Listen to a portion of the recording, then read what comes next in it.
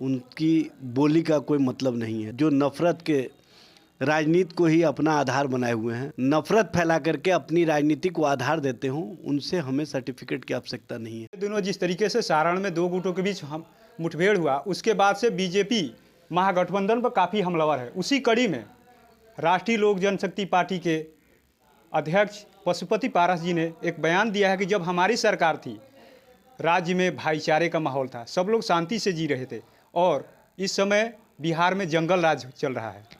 देखिए, भारतीय जनता पार्टी या उनके साथ वाले लोग क्या बोलते हैं, उनकी बोली का कोई मतलब नहीं है। सबसे बड़ी बात यह है कि जो नफ़रत के राजनीति को ही अपना आधार बनाए हुए हैं, जो नफ़रत फैला करके कहीं ना कहीं समाज को दो धारा में बांटने का काम करते हैं, जो समाज के अंदर नफ़रत फैला करके अपनी राजनीति को आधार देते हों, उनसे हमें सर्टिफिकेट की आवश्यकता नहीं है।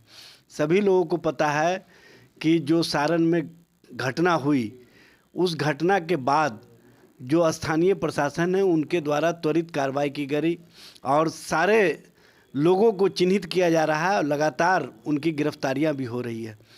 सरकार अपने स्तर से निरंतर कार्रवाई कर रही है और हमारी सरकार किसी भी दोषी को बख्शने नहीं जा रही है, ये स्पष्ट रूप से मैं कह देना चाहता हूं। और जहां तक भारतीय जनता पार्टी के नेताओं का या उनके साथ वाले लोगों का सवाल है, वो लोग उस समय क्यों चुप्पी साध लिए थे जब मधुबनी में उनके ही पूर्व मंत्री पर आरोप लगा था कि रावण सेना को संरक्षण देते हैं और उनके उस रावण सेना के माध्यम से 5 लोगों की सामूहिक हत्या हुई थी।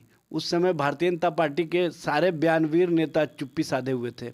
आज सारे बयानवीर नेता हवाई बातें करके धरातल से कोई मतलब नहीं, धरातल का सोच नहीं, और जिस तरह की राजनीति कर रहे हैं, ये कहीं ना कहीं राजनीति का स्थान नहीं है। यहाँ पर स्पष्ट है कि जो माहौल है, उस माहौल को समाप्त करने की दिशा में सत्ता और विपक्ष सबको एक रूपता के साथ अपनी बात कहनी चाहिए। राजनीति के लिए और स्थान हो सकता है, हिंसा और प्रतिहिंसा को कोई भी उचित नहीं ठहरा सकता है।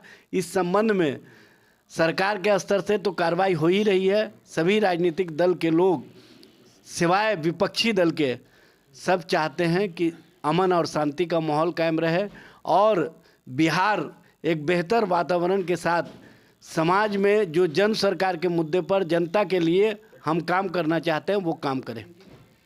पशुपति पारस जी का एक और बयान है कि उन्होंने कहा है कि जब से महागठबंधन की सरकार बनी है तब से दलितों को दबाया जा रहा है और पूरे राज्य में दलितों को प्रताड़ित भी किया जा रहा है। एक तरीके से आरजेडी के जितने या महागठबंधन के जितने कार्यकर्ता हैं उनके हौसले बुलंद हो गए हैं।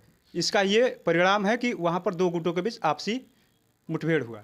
देखिए, सबसे बड़ी बात यह है कि कहीं ना कहीं जो कुछ लोग हैं वो अपने स्थान को, कुर्सी को बचाने की राजनीति में लगे हुए हैं, क्योंकि उनको पता है कि हमारी कुर्सी पर खतरा हमारे ही परिवार के द्वारा कहीं ना कहीं ग्रैब करने का एक राजनीतिक साजिश चल रहा है और वो अपनी बातों को, अपनी पीड़ा को दूसरे हिसाब से प्रस्तुत कर रहे हैं।